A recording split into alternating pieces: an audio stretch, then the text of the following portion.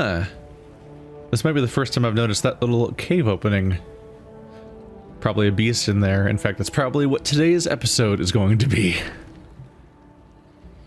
Hopefully it's a wood beast with a cave full of wood. So I can have a billion wood. That's not... That was a log and it gave me gold. Okay, sure. I get the idea. It's the way it's labeled with like a ribbon or whatever, because the point is that it's a stash. It's somebody's stash of gold. But I'm like, damn it, you guys, give me the wood. Oh, those are bad sounds. Oh. Okay. A pillar of smoke rose above the mountains, and a sooty aroma filled the air. Fire! Gabor said, then took a deep sniff. Perhaps a bolt struck some barren trees? No. Meve said curtly. I know that scent too well. All Edirn reeked of it. It's the smell of burning homes. Man, you have a really depressing skill set of things you can recognize. The Lyrians quickened their gait. Soon they saw a town fully aflame, and a roaring, furious dragon above it. That's your Celtis? Gascon asked, shielding his eyes from the sharp glare emanating from the city. You were right. Perfectly harmless. Dinna Ken was get his knickers in a bunch, The dwarf said, grabbing his axe from his belt. Queen, we got to make haste to the rescue. Smother your fears, Sir Dwarf, Ake proclaimed. Without waiting for Meve's reply, he dropped his lance and galloped headlong towards the burning city. Follow me! Slay the Viper! You could just continue your journey and leave Ek to die. It's like that's the only interpretation there. Reynard! Meve called out. Have our men wet their cloaks for a modicum of fire protection. We move as soon as they're done. If we don't make haste, Ake will be reduced to smouldering plate. Your Grace, they are but common soldiers. To fight a dragon. I know, but we must help them, or at least try. While Reynard went to pass on the order, Meve turned to Gabor. This dragon, has it any weakness? Fear not, Said the somber dwarf. except a fondness for raw meat. Meve nodded and swallowed dryly. Despite the cold, she felt sweat pour down her scalp. Stifling her fear, Meve gave the order to attack, and her soldiers rode into the flaming city. From up close, Celtis looked even more terrifying. Though enormous, he moved with shocking agility, like a lizard scurrying over sand. With one swing of his paw, he snapped the necks of 3 dwarves, then bisected a 4th with a powerful bite. After that, he turned his attention to the Lyrians. More of you! He said, twisting his bloody maw into a horrifying smile. God!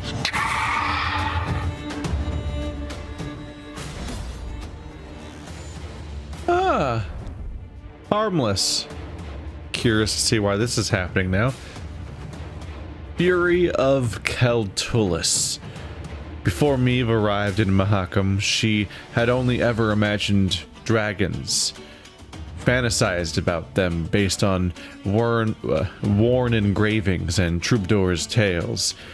Now, would she not only see one in the flesh, she would attempt to slay it.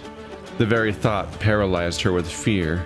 How to wound a beast with scales harder than steel, or defend against a fire fiercer than that of the hottest furnace? Imminent Celtis.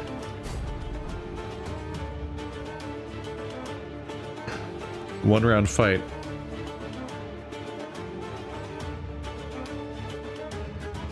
This one will be interesting.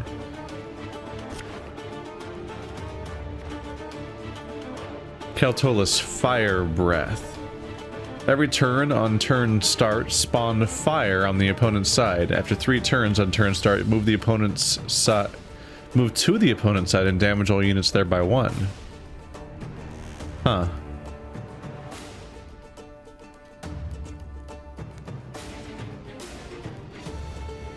Unfortunate. So yeah, they spawn fire every single turn, which just ensures that I will not, even if I could get rid of the fire, it'll just be back the next turn, so there's no reason to try. Not that I really have weather clearing effects. When he took roost here, they fought him for near a century. Then the dragon got weary of fighting, and they realized he weren't going nowhere, so they cut a deal. It didn't bother them, they give him what he needs. Yeah, it's not happening apparently.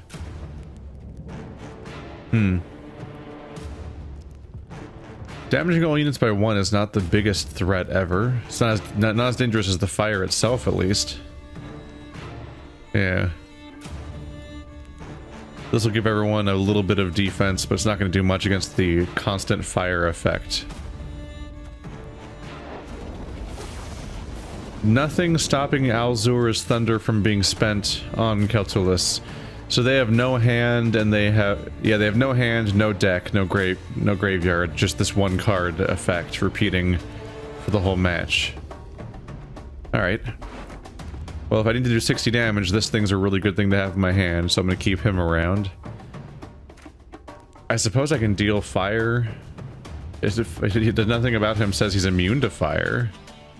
Pitfall's a little underwhelming. It only damages them the one time. Well, every 3 turns he's gonna leave and come back. So the pitfall trap could help there, but only if he goes back to the same row. Could use this guy to keep drawing more Lyrian cavalry, but I think I'm required to kill him.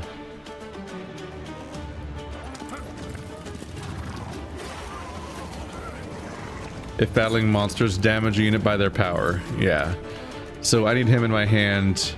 And all the power, all the damage that people take, which they're gonna take damage every turn.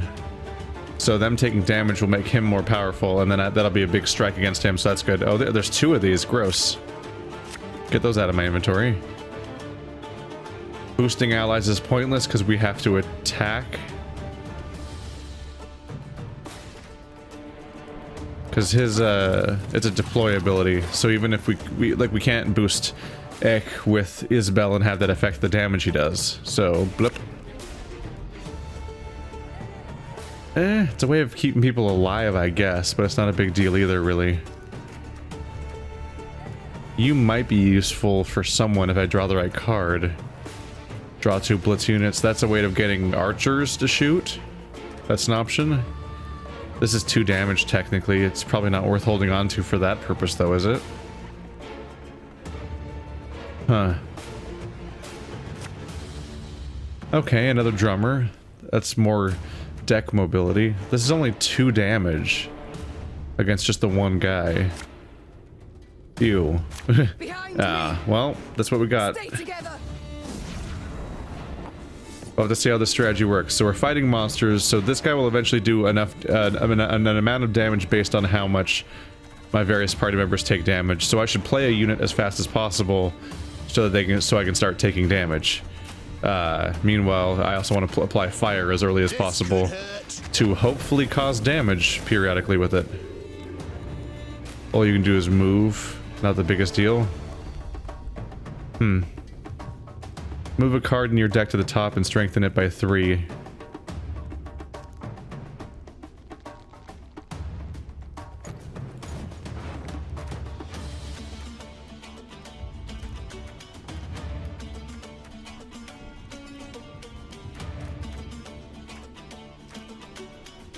Do I want to maximize my archer draws or my drummer draws?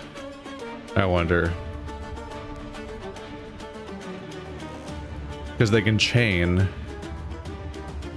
Worth considering. Oh. If we get you drawn, then that's also great because it deals he deals 10 damage single-handedly. Let's get him to the top of the deck. He's worth drawing. Alright.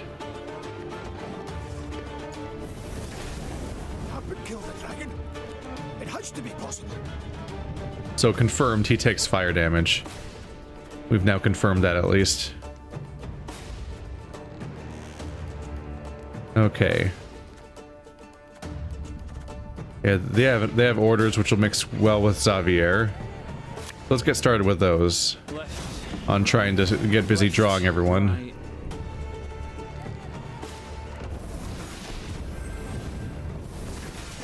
Ow. Uh-oh. Ah, shite! Watch out! I thought, yep, I was wrong. That's not the only rule. He changed to a new card. Claws. Every turn on turn start, force 2 adjacent units to duel this unit. After 3 turns, move to the enemy's row. Oh no. That's way worse than the 1 damage. Shit. That's really bad. Okay. He's gonna force them to duel him, so they're going to die. And he'll do that for 3 turns every turn. Shit. Concerningly, certain attacks won't even target him correctly because he's on my side now. Alright. Up close, he was even more terrifying. Despite his enormous size, he moved with surprising agility, like a lizard in hot sand. Well, I better get summoning before he dies. Ooh. Convenient. For you, pal. Anything. Yeah, let's deal the 10 damage. There we go. Hey, no! Knickers, don't be in that row. Oh no. He's going to die. Wait.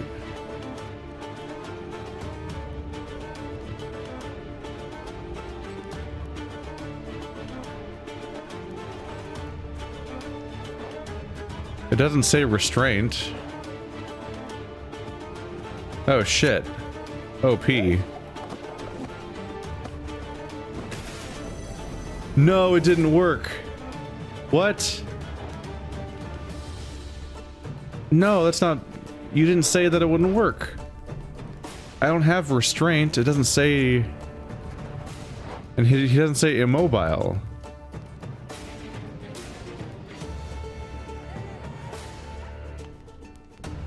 No. They're all gonna die. It doesn't say anything about him not being able to get moved. But he didn't move when I did that. That's frustrating. Shit. Alright, well. Yeah, they're all gonna be... Oh, wait. We're taking losses. Go get him, Knickers. He jumped onto the fire row, so he's taking fire damage. I mean, I win, basically. It's not gonna be that hard. Sorry, Knickers. Got some damage to do, though. Yeah, so Ek can... Yeah. Damage an enemy, though. Does it have to be in the enemy row? Because it's usually how that works. I'm not sure.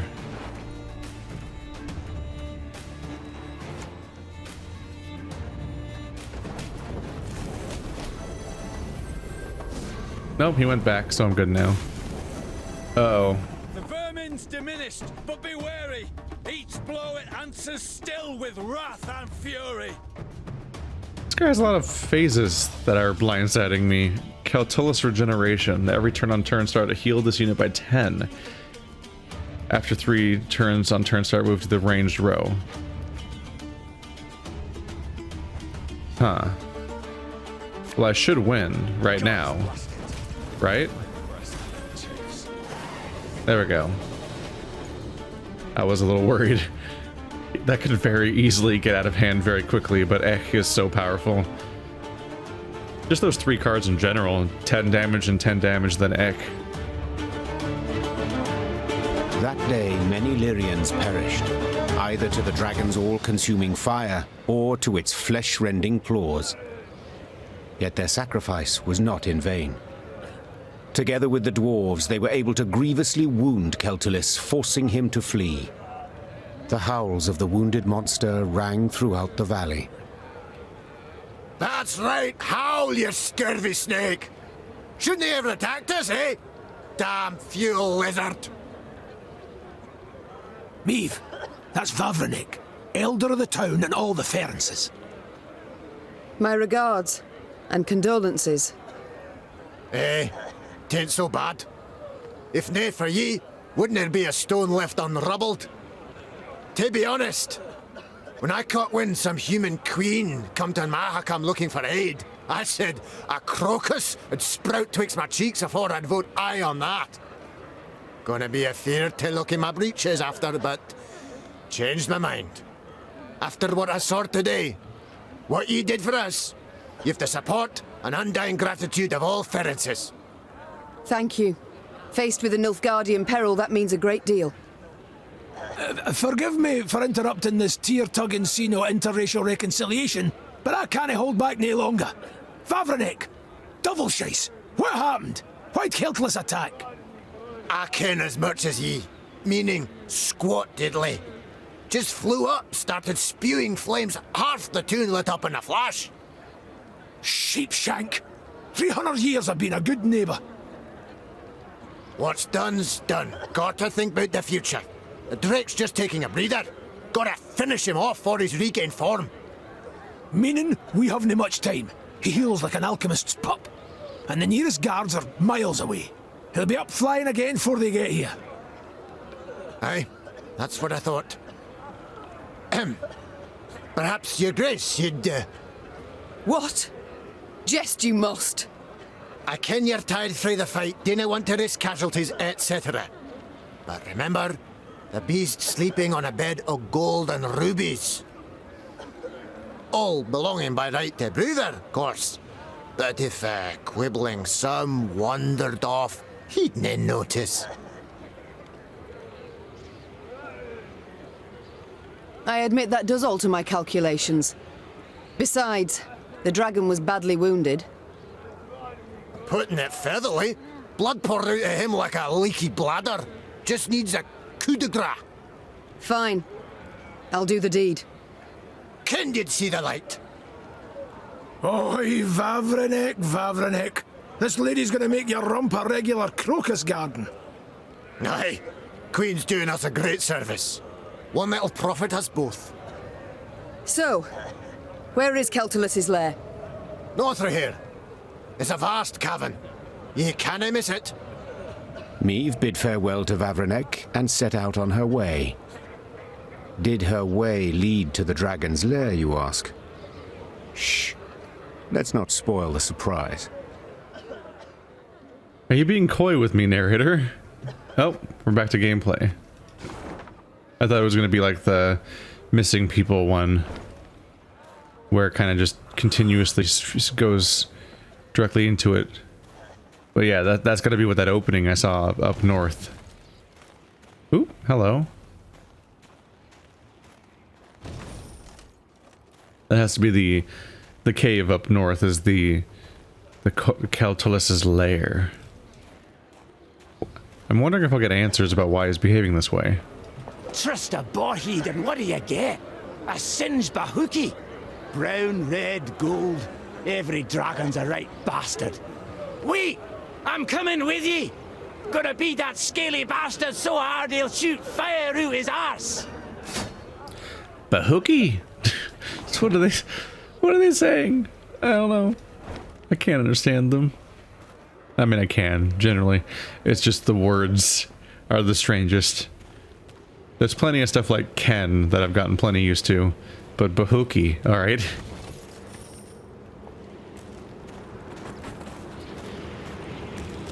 Celtis' lair was indeed impossible to miss, as would stand to reason, for any space capable of containing a dragon must be enormous. The lair's maw, a black triangle cut out of a vast plain of snow, loomed from afar.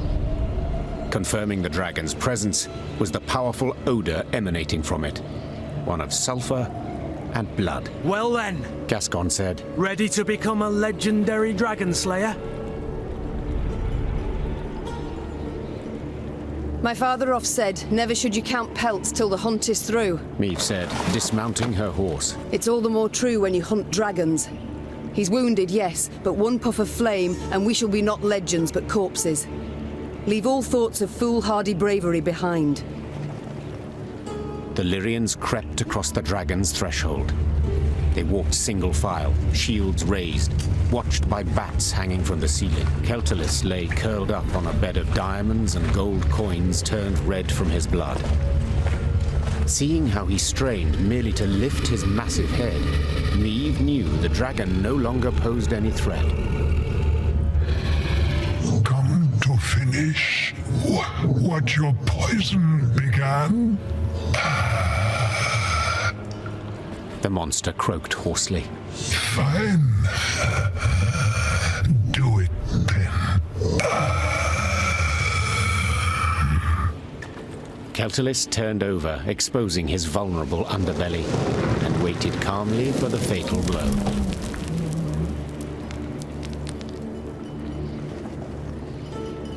Wait, Meve said, dropping her sword. what poison?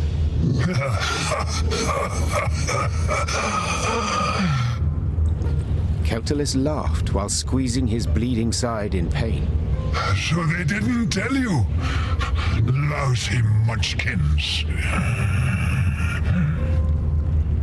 Hey! Watch your tongue! Gabor yelled. Sides, I didn't ken anything about it. Celtis looked the Lyrians over mistrustfully with his snake-like eyes, then began to tell his tale.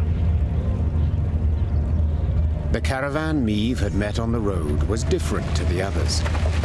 This time, Celtis' meat had been pickled in a special brine, one spiked with poison.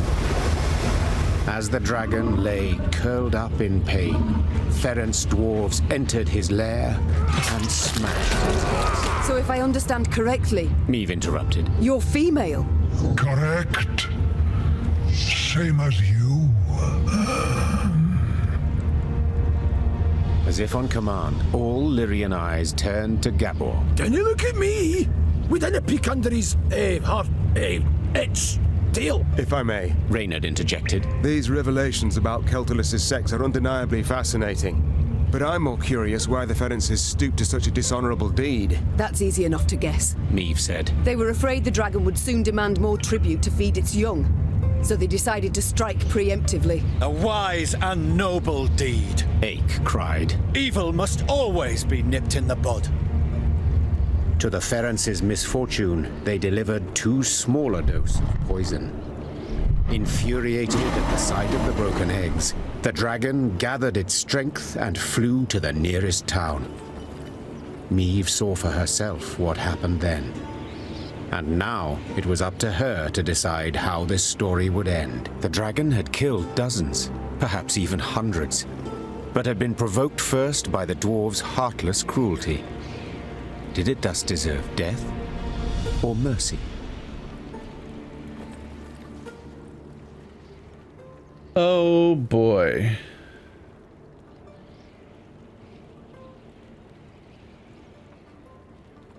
Well, this is not good news. So clearly, because they've reached a peaceful agreement here that they've been working with. That's the first thing we were told when we got here, and then this is happening. It's pretty cruel to kill it for its own reaction to what happened, even though it was attacking the wrong people. But it did kill a lot of people, and that probably means that leaving it alive is very bad for my chances at what we're trying to do here. It's not the first time, though, that I've hobbled myself for the sake of some kind of honorable choice, like discarding those torture weapons that we found before. When judging my subjects, I would sometimes not know who bore the greater guilt. Said Meve. But as ruler, I had to reach a verdict, often a harsh one. The queen returned her sword to its sheath. This is not my land, Meve said. nor are these my subjects. I don't have to choose the lesser evil. Meve! Gabor hissed. Brewer will be furious. Yeah, we'll see how that goes. Let him. And you, dragon, swear me this. When you heal, you shall leave Mahakam and never return. You've my word. And my gratitude. Meve was about to leave the cavern when the dragon blocked her way with its tail, then gathered a smattering of valuables at the Queen's feet. Each would be the prize of the Lyrian crown jewels. News that Meve had spared the dragon, which had killed dozens of dwarves, did indeed enrage the inhabitants of Mahakam, the Ferences in particular. But when the clans considered driving the Lyrians from the pass, Elder Vavrenek opposed it. No matter what happened after, he had sworn Meve his undying gratitude. Your Grace, 'tis not right. Calm down, Sir Ake. What's the problem? The deed you've committed, most foul. As the good book says, whosoever standeth idle in the face of evil proveth guilty of the same. Know that I never stand idle, yet I cannot stop you from doing so. Thus I must leave. I refuse to play any part in the wickedness you perpetrate. Sir Ake. Farewell, Queen, and may the gods have pity on your soul.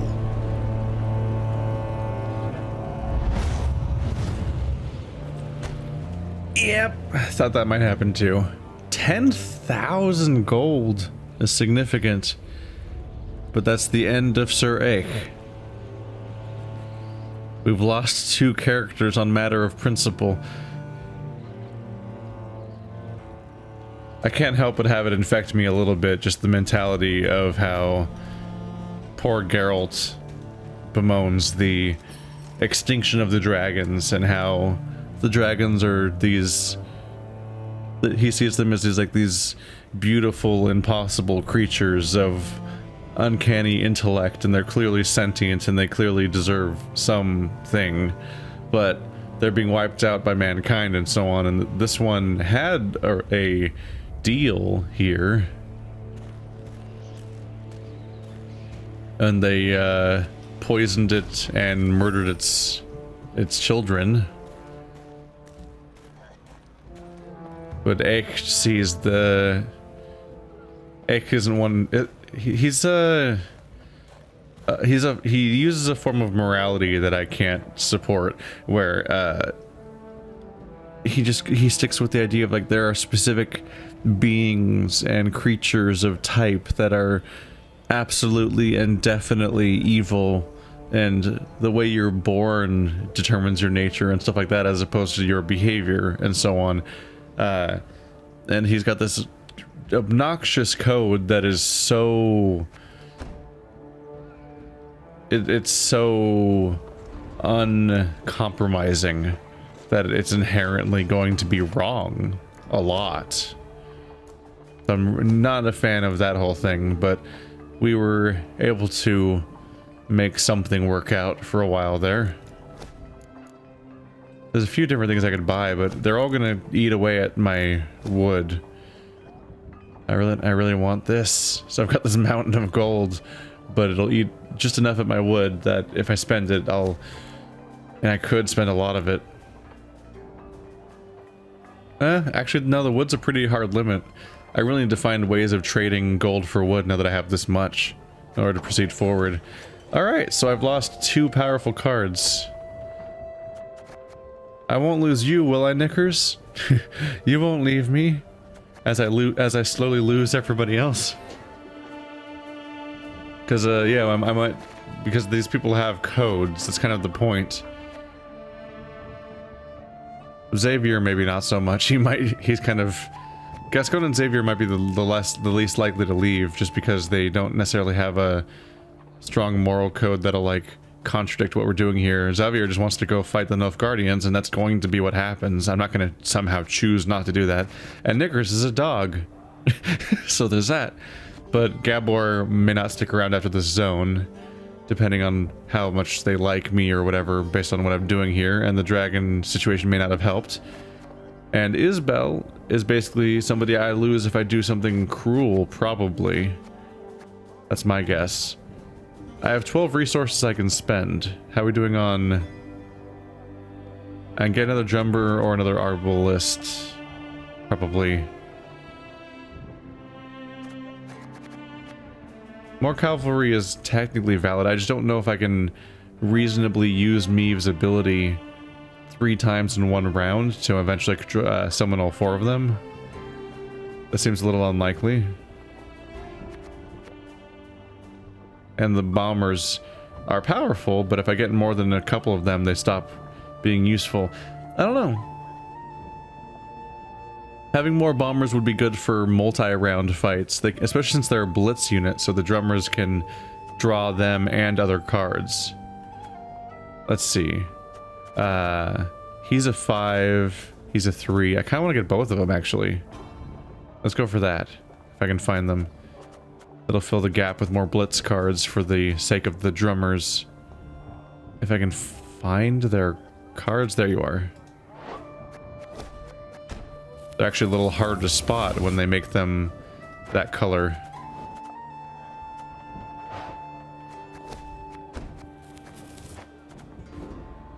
There we go. We're at 196 for now. Got 3 arbalists, 3 bombers. Too bad a slinger's not a blitz unit. I wonder why they're not. At first I thought it was because they were strays. They're kind of a different deck, but the stray card is a blitz unit. Not sure. Alright, well. Every time I lose a character, we'll just have to add more cards to the deck.